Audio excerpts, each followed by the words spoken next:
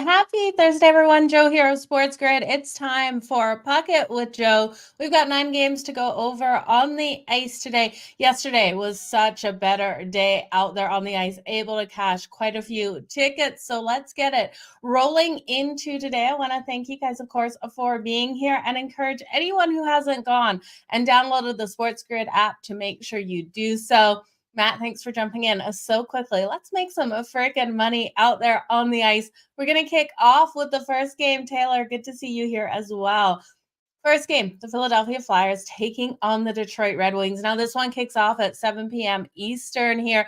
First game of the night. When I look at this game, we've got the Red Wings as the home favorite in this. And I do think they deserve to be the favorite. The lines have moved now. They're minus 110. It's a pick 'em on either side. We are seeing that total of 6.5, minus 115 to the under, minus 105 to the over. I am looking for the Philadelphia Flyers to struggle to score in this one. I was trying to make a play on their team total, but FanDuel has their team total at 3.5. So the under is at minus 168. You guys know I can't lay that kind of juice. I do think this team without Tibbet in the lineup has been showing its struggles offensively. And I do think here, this defense is struggling as well. So I don't want to play the full game under because I do think the Red Wings are a live team to be able to put up 4 or 5 goals on their own in this one on Erzin. Erzin expected in goal. So I'm not loving what I'm seeing out of the Flyers. They've lost their last 3 Tuesday at home. That loss was to the Tampa Bay Lightning, who got up nice and fast on them. 6-3 won there.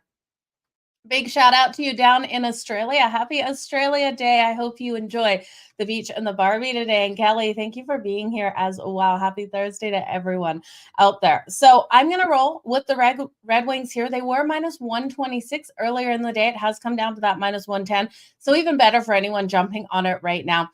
I'm just not buying into this team. Has a lot of team morale right now with Carter Hart leaving this team. And we all know why he has left for personal reasons. And I do think this is one where the Red Wings will be able to capitalize on their home ice. Alex Leon is in net for the Red Wings. I like his ability to stand tall in that net. He's got a 2.67 goals against average and a 0.919 a save percentage. So I'm expecting a lot out of him. They lost their last game on Tuesday. It was to the Dallas Stars, 5-4. So tight game here for them. But I do expect this one to be a game where I think they probably win it big, you guys. I'm expecting them to cover that puck line. The puck line now. Well, because it's kind of gone to minus 110 either way, you'd have to do a reverse puck line.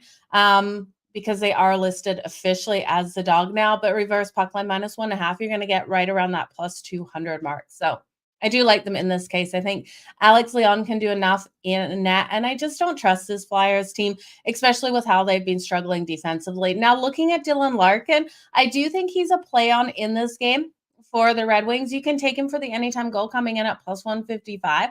I also think there's a play on him for 2+ points. That's coming in huge at plus 250. He had a goal and an assist in the last matchup versus the Flyers, so he was able to register those 2 points. And he's off a goal and assist versus the Stars. So he was able to get those 2 points in that game as well.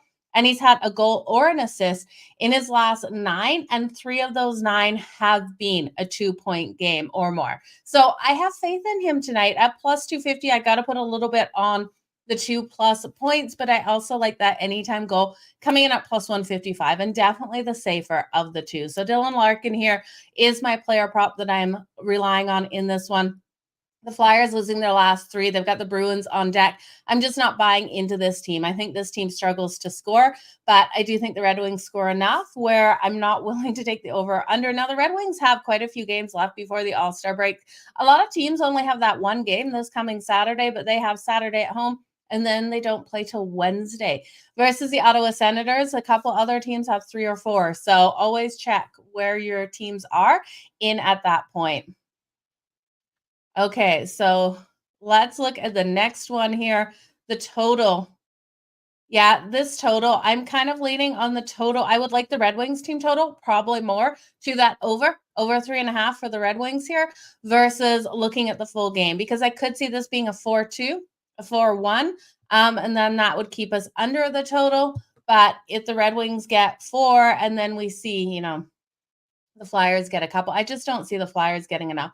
The last time these two teams faced off, it went flying over that total. 7-6 win in shootout for the Red Wings. The next game, we have the New York Islanders. Now, the New York Islanders are traveling to Montreal to take on the Montreal Canadiens. With the Montreal Canadiens in a prime spot where I like to bet them as the underdog at plus 126, minus 152 for the Islanders, total of 6.5. That's 6.5 juice to the under at minus 128. And I do think it's the under that is in play in this game. I look at this matchup here, and while a lot of people would look straight to that over, I do have faith in Sam Montembeault in net here for the Montreal Canadiens. I told you guys how much faith I've had in him ever since his contract signing. He has been hot out there. Well, Montreal has been allowing those goals, and they're off that loss in their last one to the Ottawa Senators on Tuesday, 4-1. They had Jake Allen in net. They didn't have Sam Montembeault. So that was my biggest fear with that game. Jake Allen just not able to do what Sam Montembeault is able to do out there. He's got a 3.11 goals against average overall in the season and a .903 save percentage. His save shots on goal tonight coming in at 27.5, minus 118 to the over. You guys know I had to take it over. And you know the last time we rode with him, he was we lost it by the hook. It was 28.5. He had 28 save shots on goal. I could talk about that one until I'm blue in the face because you guys know we had that shot taken off. I tell you, you remember your losses way easier than you remember your wins. At least I do, because they hurt. So looking at this one, Varlamov is confirmed in net for the New York Islanders. He's got a 2.78 goals against average and a .918 save percentage. His numbers coming in at 27.5 as well at minus 102 to the over. I do think both of these goalies could go over this number because you look at what these defenses have been doing on either side of the puck. We know the Islanders allow their goaltenders to be absolutely peppered out here. My problem with taking Varlamov to the over is I really do think that new head coach Patrick Roy of the Islanders is going to get this team locking down defensively. So will Montreal get enough shots in this one? I just don't know if they will. I do think the Islanders will get enough shots, so they are Montreal's just allowing them as well. They're allowing the 33.7, with the Islanders allowing that 35. But again, Patrick Roy, I think, is going to change that for the Islanders. I really do think, especially once we look at after the All-Star break, this team will be really locking down on the defensive side of the puck. And while this isn't a defense that I trust on the road, I really do think Patrick Roy is such a difference maker, the coaching change here for the Islanders. So I can't look at Varlamov, his save shots over. Just don't know if Montreal will get there. They're only averaging that 28.1. Now, when we look at who won the last matchup, we did see Montreal get the win. It was 5-3 back in December, and they've won 2 of the last 3 meetings. They have the Pittsburgh Penguins on deck on Saturday, and we look at the Islanders here. They're the Panthers on deck on home on Saturday. And that's it. These two teams will be finished up before the All-Star break. So when I'm looking at some player props here, I still haven't told you what side. I'm not on a side. I can't get on a side in this one, you guys. I do think if the Islanders go up, you take Montreal on the puck line with the value you're going to get at that point. At this point in the game right now, I cannot look at them here on that puck line. I'm going to, sorry, I've got a delivery. So it is a good thing my dogs are put away. So what I'm going to do in this one is look at that first period under 1.5. I look at the first period and I really do think it stays under that total of 1.5 because I think the defense is coming for the Islanders. I also think Montreal gets off to those slow starts. So I could see the Islanders getting 1 goal maybe on Sam Montembeault or this being 0-0 going into the second period. So either way, I like the under 1.5 first period. That's coming in at minus 102. And then I'm going to prop bet this one, and I'll probably live bet Montreal if I'm liking what I'm seeing out of them when they go down in this game, because I do think Montreal plays in so many tight games. Montreal at home and as an underdog, and that plus 1.5 on the puck line when you're getting value is a live bet that I love to take. If I'm looking at goal scorers here, and if they get like plus 300 on the money line, you guys know I'm going to jump on them because this team absolutely can come back. But when I look at player props, Bo Horvat here for his shots on goal for the New York Islanders, I am liking. You can get him 4+ shots on goal tonight. That's coming in at plus 136. And if you want to, You can take him up to 6+ shots on goal. This is coming in at plus 650. Like I said, the Montreal Canadiens don't play a lot of defense out here. They're allowing these shots to come raining in at 33.7 shots on goal per game. With all the changes out of the Islanders, I do think we could see a huge game out here for Hovat. So I'm willing to take him 4+ shots on goal, plus 136. The 6 is asking so much, you guys, but at plus 650, I couldn't not tell you about it because I was looking at Cole Caulfield's numbers, and it's really interesting. They had 2 players going up to 6+ shots on goal, and then only 1 player going up to 7+ shots on goal. These are the 2 players I'm talking about, Bo Horvat here for the Islanders and Cole Caulfield for the Montreal Canadiens. Cole Caulfield, I have a little bit more faith in this one. And while I do think the defense is going to start locking down for the Islanders, we look at Cole Caulfield and how phenomenal he has been out there for Montreal. 4+ shots on goal for him is coming in at minus 122. If you want to take him to 5+ shots on goal, that's coming in at plus 176. And if you want to take him all the way to 7+ shots on goal, he's the only player out there that's listed on FanDuel for 7+ shots on goal. That's coming in at plus 750. I wonder if FanDuel would let us parlay both of those guys, their shots on goal, because I do think the shots are coming for both of them, even if you take both of them. Plus 4.5 shots, I think, is a really solid one. We look at Cole Caulfield, 6 shots on goal versus the Sens. He had 4 versus the Bruins. So that's adding up to the 4+ in both of those games. And he never gives up in these games. Even when they're losing, he keeps fighting to the bitter end. So I do like his ability. If you look at him versus Edmonton back on the 13th, this is when Edmonton was in their winning streak. And we know what this defense has been doing of the Edmonton Oilers.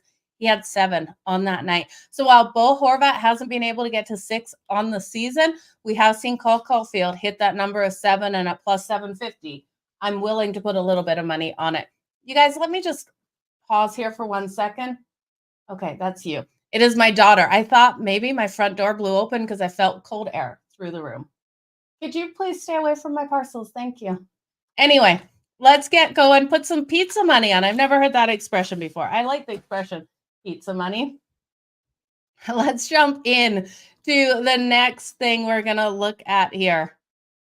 And that under 1.5, you also look at the Montreal Canadiens. The high danger shots just aren't coming out of them. So I do like that under 1.5 in that one. Let's look at the next game here. We've got the Boston Bruins taking on the Ottawa Senators. The Boston Bruins coming in at minus 130 plus 108 here for the Ottawa Senators, total of 6.5. Now that 6.5 at minus 106 to the over and minus 114 to the under. This is an interesting one here. Boston off a really hard game last night versus the Carolina Hurricanes. They lost that game last night 3-2. It was a complete battle out there on the ice.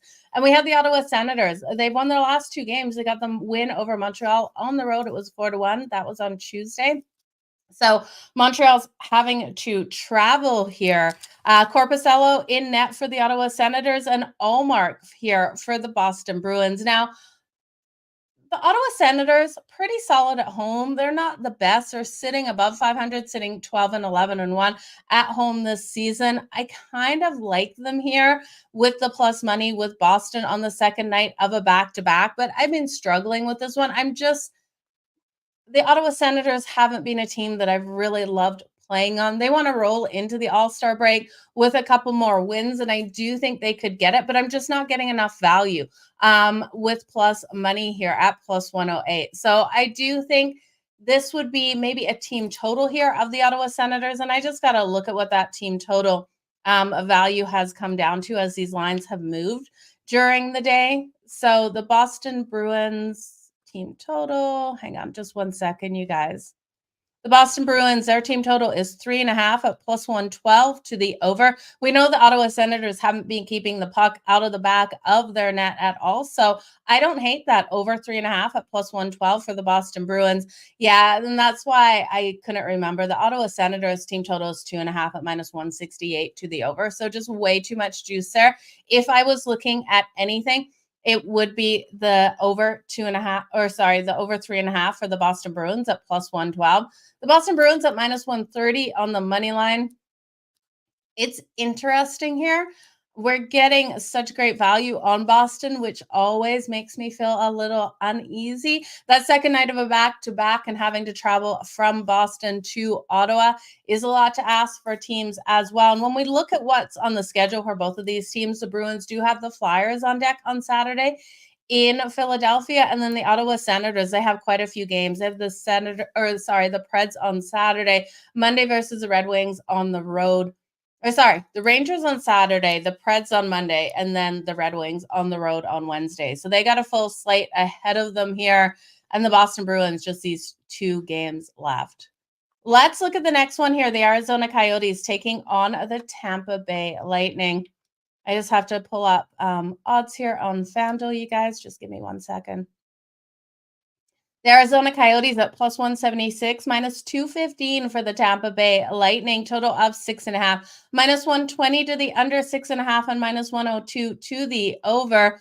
Looking at this one here, Connor Ingram has been absolutely fire for the Arizona Coyotes. He's not getting enough credit for what he's been doing out there. He's got a 2.47 goals against average and a 0.919 save percentage, and Andre Vasilevsky in net for the Tampa Bay Lightning, 2.84 goals against average and a 0.901 a save percentage.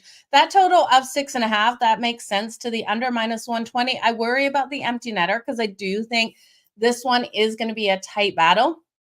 But one I think can stay under this total. I know how strong offensively the Tampa Bay Lightning are, but like I said, Connor Ingram has been playing phenomenal in there. Now they're off that loss to the Florida Panthers in a game where the Arizona Coyotes just didn't play great. They allowed the Florida Panthers to get 6 goals in that one. Matthew Tkachuk just went completely off. 6-2 loss. The goals came though in the third period. If you watch that one, for the Coyotes. So it was like a lower scoring first and second. And then that third period, we saw more of those goals come in. But the first and second period, the Arizona Coyotes allowed those 3 goals in the first, then they locked down. So it was a really interesting way how that one unfolded.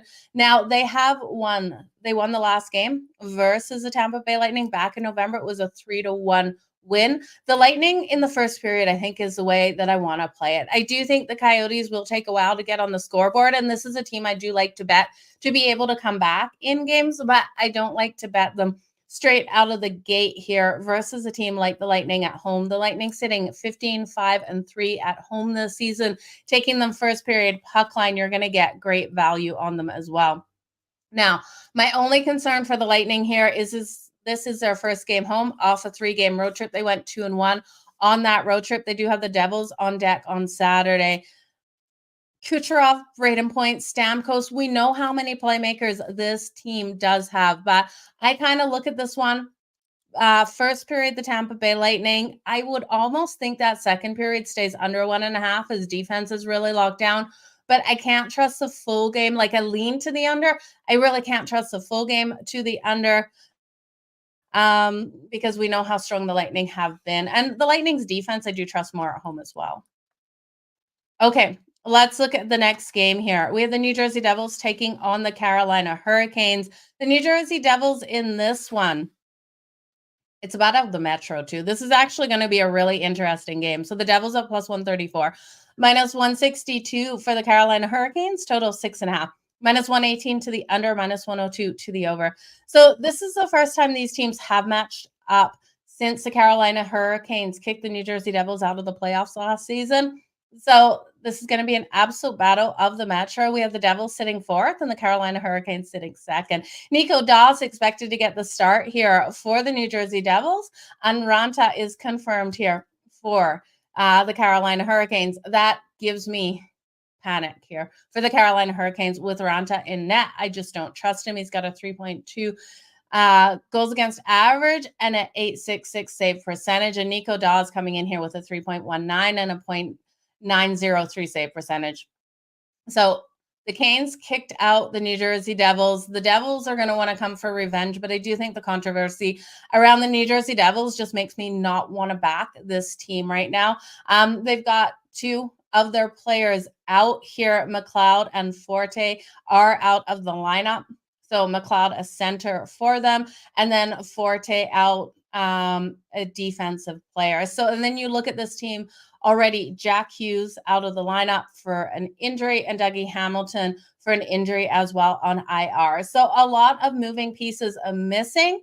Palat, though, is expected back, and he's a strong forward. He's expected back in the lineup tonight. I can't see confirmation if he's going to be in the lineup or not. I was trying to look. I do think the Devils will still score those goals. We look at Tyler Toffoli. He had a hat trick in his last game versus the Vegas Golden Knights. So playing such great hockey. They have the playmakers. Their team total at 2.5 over at minus 140. But with the Canes on the second night of back-to-back, I do see a little bit of a lack of defense here, but I don't think they overlook the Devils, especially with, even though they're off the big win versus the Boston Bruins, especially with this Battle of the Metro. So it's the Carolina Hurricanes for me in this one. I still think they can get the win. Looking at those odds, so minus 162, I can't bet. So I do think 4-3 style game in this one, especially with the defensive components missing here for the New Jersey Devils. I like the Canes team total. The Canes team total coming in at 3.5, the over 3.5 coming in at minus 104. You got to think Sebastian Aho, Seth Jarvis, and Bunting really step up in this game. Battle of the Metros are so phenomenally strong. I do think the defense does enough in this one to be able to help them get the win. It's just Ranta that gives me the most fear here. The Devils team total. Yeah, I just can't get to the Devils team total when you're having to lay that much juice and the over. Okay. Yeah, I really do panic when I see Ranta in net. Aho was super quiet last night. I don't even think he got one shot on goal. And we look at Seth Jarvis, same sort of thing. They were very, very quiet in the last game out. Okay, let's look at the Anaheim Ducks. The Anaheim Ducks taking on the Dallas Stars. The Anaheim Ducks plus 265 on the money line. The Dallas Stars minus 335. They're coming home from a long road trip, you guys. You know it's a fade position in a lot of these cases. The Ducks at plus 1.5 on that puck line, coming in at plus 112. Total of 6.5 at minus 112 to the over, minus 108 to the under here. With the Dallas Stars going 2-2 on that road trip, I do think they come out strong enough to be able to get the win, but I worry about that puck line cover here for them. The Ducks have covered the puck line in their last two versus the Dallas Stars, and the Stars won back in October 3-2. So you would have covered the puck line there with the Ducks, and they've also won 8 of the last 10. So they've dominated this matchup, but not in huge fashion on that puck line. So I do think the puck line at plus 1.5, and what were those odds again, is in play at plus 112. I don't like putting money on the Ducks. You guys know that they're kind of a team that I like to back away from because they're just inconsistent out there. This team takes so many penalties, and the Dallas Stars will be able to capitalize at any point they take those penalties. You're looking here at them coming in, converting on that power play at 22.6%. I just don't love the Stars to cover with that. The Ducks to cover with that, because if they take these penalties like we do, most penalized team in the league, then the Stars will be able to convert. So this is an ugly game. I don't love it. But if you really want to bet in it, I would take the Ducks plus the 1.5 and just pray that they play a clean game and stay out of that penalty box and they take advantage of the Dallas Stars off the 4-game road trip. Now, could the Ducks come out and win? Absolutely. I think if I was you and you want to bet this game, I would rather take the Ducks with the opportunity for that huge plus money on the money line than take them plus 1.5 at just plus 112, because they're either going to win this or the Dallas Stars will cover the puck line. I don't see any in between. Let's look at the Nashville Predators taking on the Minnesota Wild. I like the the road team in this one. The Nashville Predators, the dog here at minus 102 on the road, taking on the Minnesota Wild at minus 118. Now, this total is 5.5 at minus 134 to the over and a plus 110 to the under.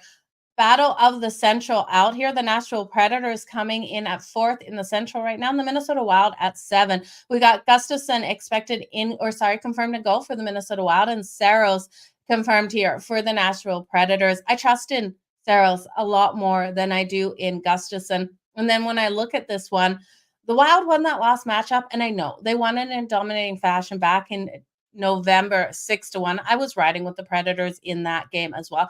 I do think they're the stronger team. You look at their road record sitting 12-9-1 on the road this season, basically the same record as the Minnesota Wild, at home sitting 12-9-3. Looking at Philip Forsberg, how phenomenally strong he has been for the Nashville Predators, and Ryan O'Reilly, I love the combination of the two, and I think they're in for a big night. Now, the Preds do have a lot of games here before the All-Star break. This is game one of that 3-game road trip. They face the Oilers on Saturday, the Sens on Monday, and then they go back home and face the LA Kings on Wednesday. As we look at the Minnesota Wild, they have this game tonight, and then they have the Ducks on Saturday. So they're winding down into the All-Star break. I do think we see the goals come in the first period here. I like the over 1.5 in the first period, coming in at -116. I'm going to look at the Predators on the money line. I think there's so much value on a team that's beating this team within the Central. They're fourth in the Central here, and I like their ability to be able to get this win. The last 3 meetings between these two teams have gone over that total, and I expect them to start out fast. That's why I'm leaning on the over 1.5 in the first period at -116. Now, if you look at Philip Forsberg here, you can take him for the assists. That's coming in at -102, so you're getting value on that. You can also take him for the anytime goal at +150. Versus the Minnesota Wild in his career, he's played 31 games. He's got 16 goals and 13 assists. I like his ability to get another goal tonight. And then you can look at Ryan O'Reilly. We know how strong he has been as well. Okay, let's move on to the next game here, and we're flying through it. You guys, I got to be on Game Time Decisions tonight. Make sure you come over and join me. That will be at 7 p.m. Eastern. I am live on that. So come on over. We will have fun. So talking everything from this weekend to my favorite bets on the ice tonight. So let's look at the Columbus Blue Jackets taking on the Calgary Flames. Now the Columbus Blue Jackets are +164.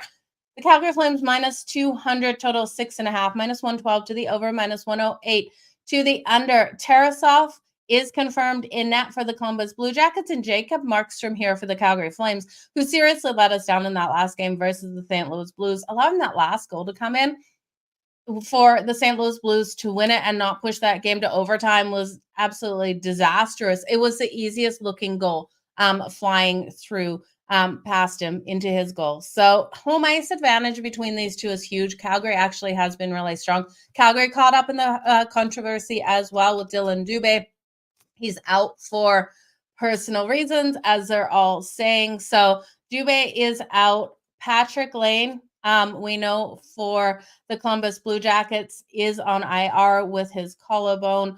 When we look at the Calgary Flames, though, we are getting Oliver Shylington back.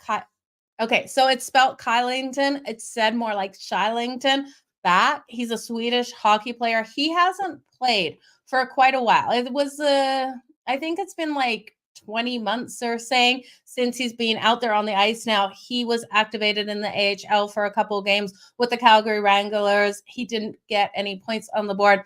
His whole family, it said, will be here from Sweden tonight to watch him back in the NHL tonight with the Calgary Flames. So pretty exciting to have him back. He was a great player for Calgary when he was playing. It also is Hanoven's birthday out there from the Calgary Flames. So looking at Noah Hanoven for the points tonight, the goals tonight. And I do think Oliver Shylington is able to get something done in this game. Now, he's a defenseman, so I think those block shots would be in play in this game. Maybe he steps up and gets an assist. I wouldn't take him for the anytime goal, but I do think he's definitely getting a point. I'm looking at Columbus's team total.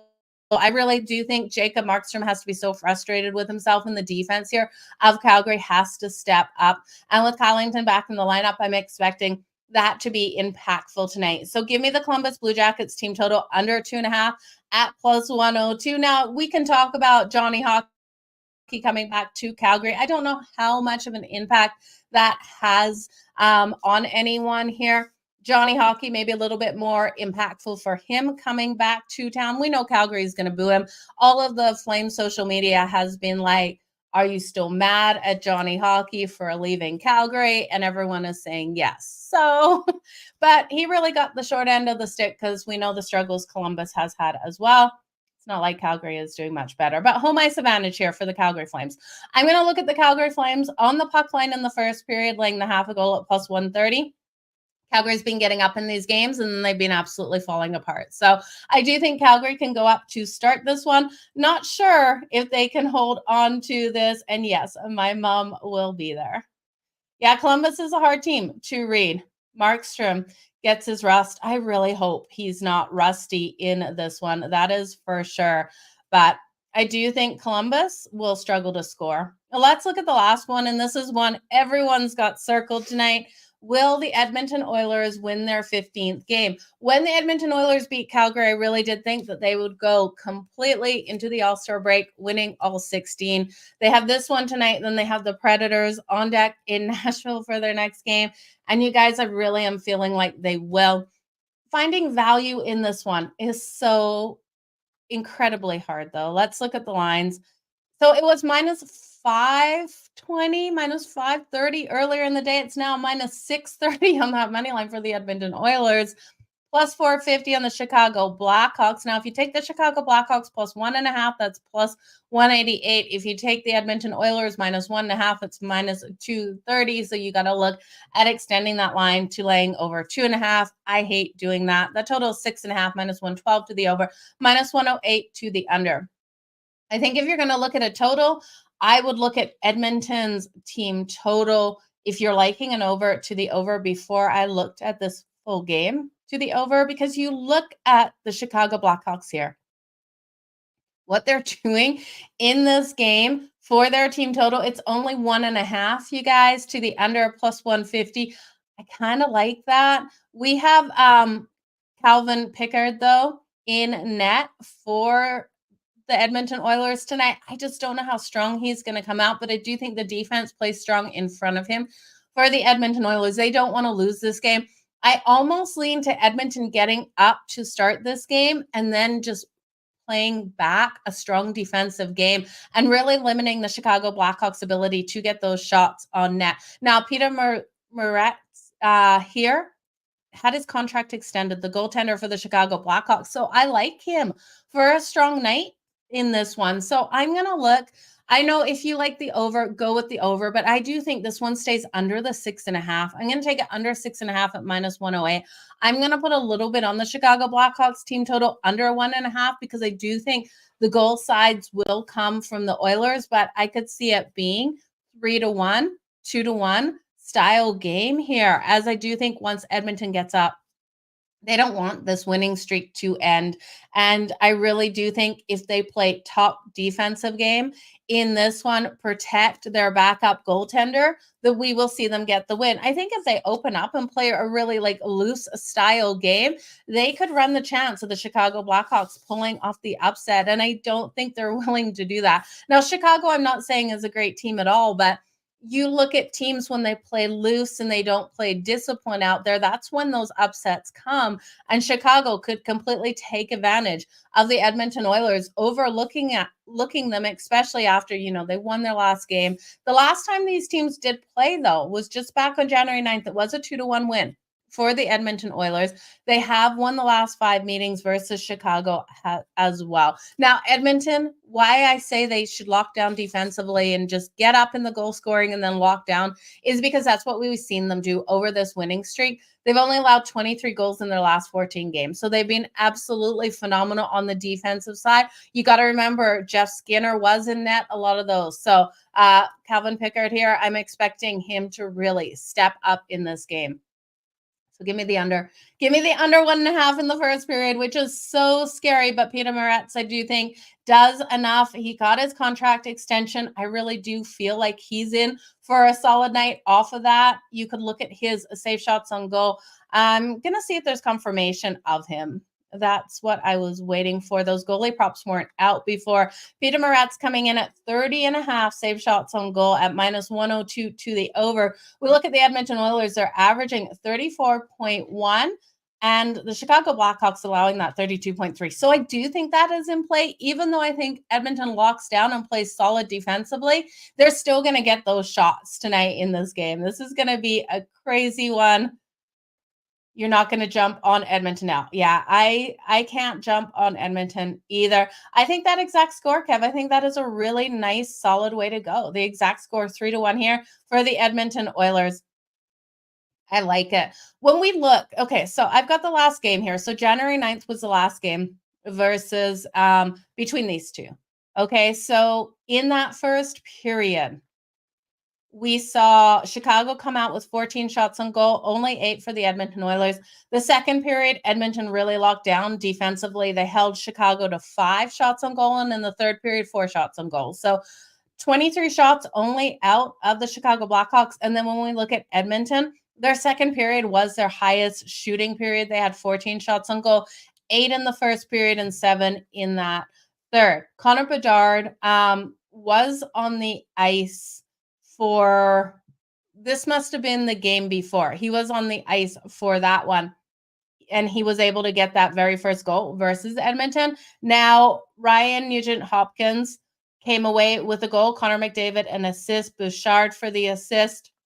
We also saw Drysdale get a goal and Hyman. So Connor McDavid actually got 2 points because he had 2 assists in that one. Evan Bouchard was able to get 2 assists in that game as well. So I do think you can look at those assists and those points coming in, but I tell you, this is going to be, yeah, Blackhawks definitely rebuilding here. This is definitely going to be quite the game out there. Edmonton, we know they could run away with it. This could be a 6-1 game for the Edmonton Oilers, or they could lock down and play a 3-1 game. And I think it's more likely the lockdown on the defensive side.